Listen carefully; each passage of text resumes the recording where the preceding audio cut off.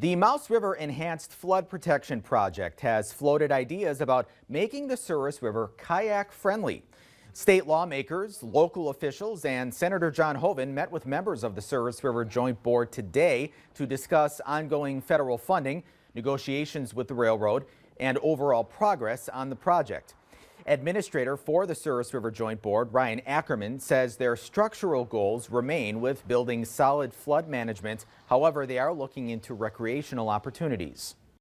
They'd be able to canoe or kayak all the way down through Roosevelt Park, through Oak Park, through Nubbin Park, all the way into downtown, and they wouldn't hit a coffer dam until they got near the pool at Roosevelt Park. Now, Ackerman says that one of the biggest challenges to that idea is the cost.